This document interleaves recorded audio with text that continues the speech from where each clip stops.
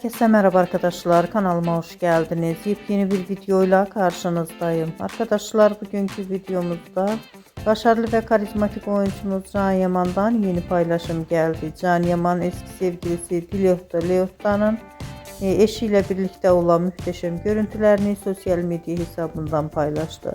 Ben de bu görüntüleri sizler için YouTube kanalımda video halinde sunuyorum arkadaşlar. Umarım beğenirsiniz.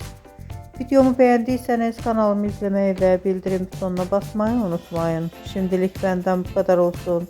Yeni videomuzda görüşmek üzere. Hoşça kalın.